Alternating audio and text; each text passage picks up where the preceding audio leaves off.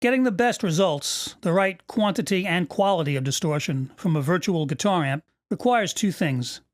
Getting the DI'd guitar signal into the DAW cleanly via an appropriate instrument input with the correct gain and input impedance to handle the signal, and then setting the level of that incoming signal to the optimal value to interface with the amp sim. But the best way to make this level setting might not always be that obvious. You're likely to encounter a number of gain controls on the interface itself and within the virtual amp plugin. You can just blindly turn knobs until you get a decent sound, but that could be a mistake. To ensure that you're getting the best distortion quality the plugin is capable of, you'd be better off if you calibrate the level of the incoming guitar signal to the virtual amp. I've often heard a guitarist complain that such and such amp sim doesn't sound and feel at all like the real thing.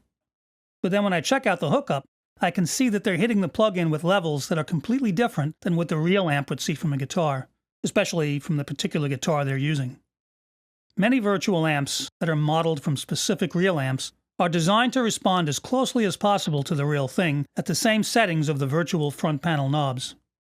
That means not only the amount and specific character of the distortion, but the playing feel as well, how the amp responds dynamically to the player's touch.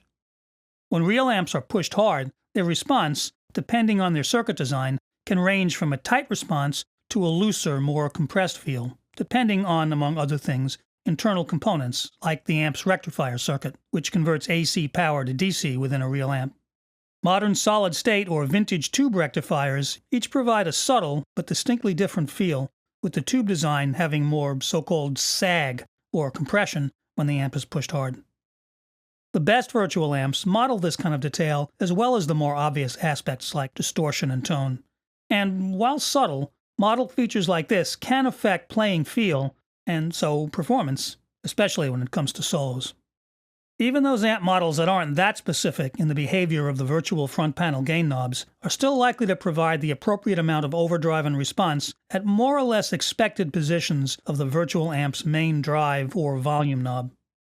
But if the level of the guitar signal at the interface input is much lower or much higher than the guitar's level would be at the input of a real amp, then the sound and response at all positions of the model amp's virtual knobs may not be what's expected. Now, the player or engineer could turn the virtual amp's main gain knob up or down until he gets the level and amount of distortion he's looking for, but if that comes at a very different position of the knob than it would with the real thing, then other aspects of the modeling might yield a response that's not a good match for the expected actual response the real amp would provide. This often seems like a tweaky distinction to non-guitarists, but it's definitely something the player may notice and respond to negatively, especially an experienced guitarist who's played through the real amps being modeled and knows what that should both sound and feel like. For the best sound and most accurate or appropriate response from any amp sim, the level of the incoming guitar signal should ideally be calibrated to whatever level the model amp's designers had in mind when they set up the response characteristics of the models. Some virtual amp makers offer recommendations and controls for calibrating the level of the guitar input before it ever hits the model itself. They may recommend that maximum guitar levels correspond to more or less a certain level in dB on a standard channel strip meter, or a meter provided in a section of the plugin itself that precedes the actual amp sim. There may be separate, dedicated gain knobs for first calibrating signal input and then dialing up the desired distortion and response from the virtual amp being modeled. Not every amp sim is full-featured enough to provide this, though. Some leave you to your own devices to figure out and set the best incoming signal level. If the plugin has no dedicated input level calibration control, you have two options. You can set input level on the hardware with the level control for that input on the interface itself, or you could insert a generic gain or trim plugin just ahead of the amp sim and dial up the appropriate level there. If the plugin maker offers a recommendation, they might provide a calibrated level indicator in the plugin's pre-model input section, or suggest a peak or average input level anywhere from close to maximum to quite a few dB lower. If there's no dedicated input calibration section within the plugin itself, you can bypass it and reference the channel strip meter, set, of course, to display pre-fader input level.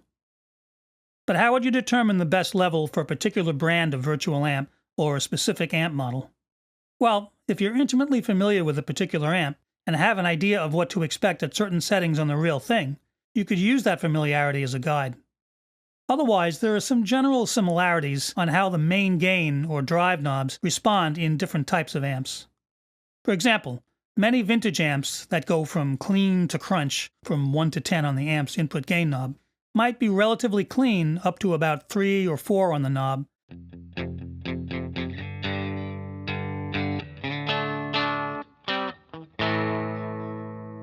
And then from around 4 to 7, the full range of distortion may often suddenly or gradually kick in.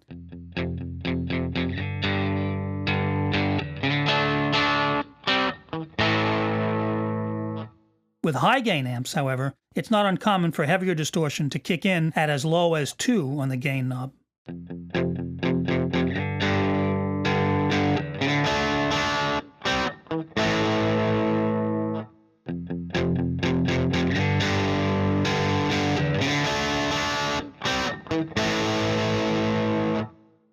You would have to have at least some familiarity with the type of amp being emulated, and obviously, even if you're not a guitarist, if you'll be recording and mixing guitar tracks, it would be a good idea to have a working knowledge of the main differences among types and brands of amps to be able to calibrate input level for the best performance from various models.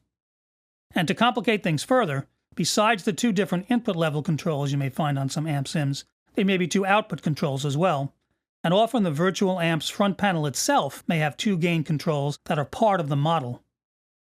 And that's where I'll pick up next time: the different types and models of real amps, and the specific behavior and response of the modeled front panel controls.